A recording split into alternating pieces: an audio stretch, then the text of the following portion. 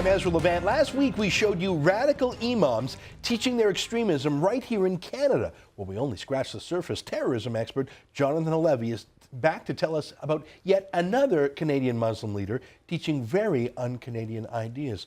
Jonathan, welcome back to the show. You speak not just English and Hebrew, but also Arabic and the Persian language of Farsi. You go online, you find videotape of imams in Canada saying outrageous things. Tell me whose videotape you've brought to us today. What's the imam's name? Where is he from? And then we'll show the clips. We are talking today about Mazen Abdel Azim. He is based in London, a leader of the Hizb ut-Tahrir here in Canada. His family immigrated from Iraq, and he is based in London, Ontario. Okay, well, let's go to the video and see who this fella is. I'm going to practice saying his name. Let's go and look.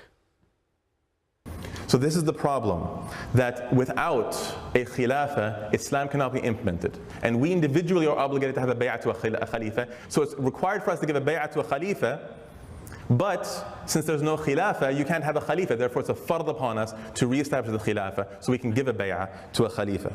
And that's why this is a call, not only to the brothers here, not only brothers who are watching online, everybody who has any capacity of spreading this word all the way to the armies of the Muslims, our brothers and sisters.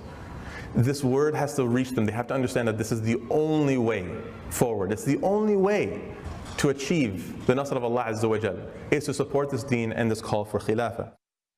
He speaks perfect English because he was born here, but I can make out some of the words he's using. Khilafah, that's the Arabic word for caliphate or the Islamic State. I saw the black flag of the Shahada. That is a typical caliphate flag, am I right? Yes, and it was the flag was placed on the globe, which means this is international, a global Islamic revolution, which means you have to establish the caliphate, and the goal of the caliphate is to bring the Sharia law to the world entirely. And he mentioned Muslim armies. Does he mean mujahideen?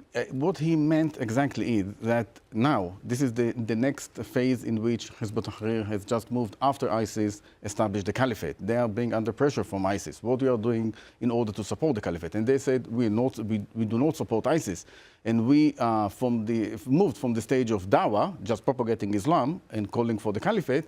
We are now taking action, calling the Arab armies, the Muslim armies, to take action against the Arab state in order to topple the corrupt regime and establish the caliphate.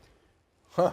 Okay, let's watch a couple more videos of the imam himself. So he's based in London, Ontario, and this is a speech he was giving in perfect English with lots of Arabic words in Hamilton. So this is all in Canada, all to young people, and you heard him say to those watching on the internet. Let's watch clip number 2.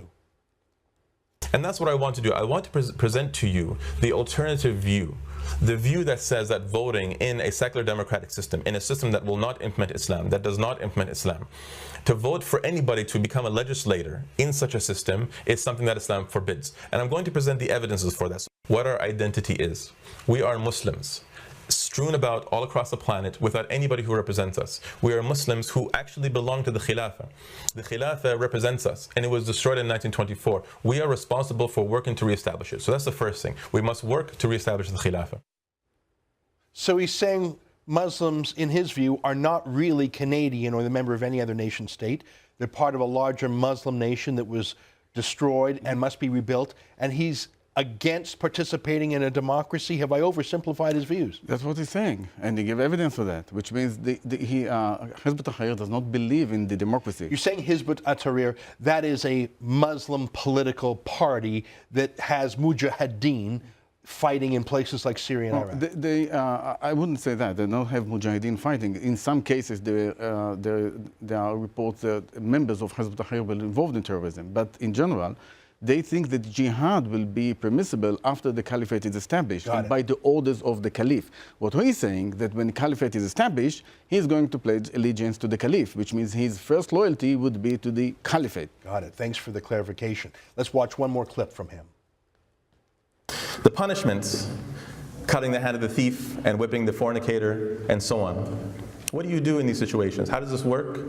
These are last resorts after you've established these systems. You show them that if you do it, the punishment is so severe, it'll stop them from doing it. Now, where was he giving this speech? He's speaking perfect English. He's based in London. He's talking in Hamilton. Is this at a mosque? Is this at a community center? So he's saying, I see three different places he's spoken. He's saying we should create a caliphate, a theological dictatorship. We should not be Democrats. We should not regard ourselves as citizens of a national country. And when the caliphate comes and Sharia law comes, we'll cut off hands, we'll follow the Sharia law. Who's he telling this to?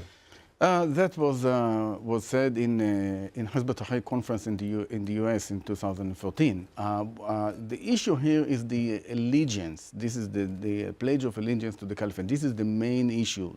You know, for Hizb ut-Tahrir, only the caliphate can represent them. And when the caliph would say that now this is time of jihad, they should be committed to the orders of the caliph. We're almost out of time. I know you've brought two more documents. We only have time to show one. It is the Anti-Remembrance Day document. And I've talked about this before. Put it on the screen and let's talk about it as we look at it. So any Muslim that wears a poppy or recommends wearing a poppy either is unaware of the history of this ummah or they have simply chosen to support their slavers. Now, where is this document from? No Muslim should honor the memory of those war criminals by wearing a poppy, just as no one would honor a criminal that killed his or her mother and father. It goes on, basically disparaging Remembrance Day. Where did he make these statements? He posted on his official Facebook page. So this imam, born in Canada, is saying no Muslim should participate in Remembrance Day? Yes, because it refers to the First World War, in which the Caliphate, which is the Ottoman Empire, was destroyed, and that's why we, as Muslims, should remember the soldiers of the Caliphate of the Ottoman Empire, and not the Western. Canadian-born, doesn't identify as Canadian, anti-Remembrance Day, not a Democrat, believes in allegiance to the theocratic caliphate, and looks forward to Sharia law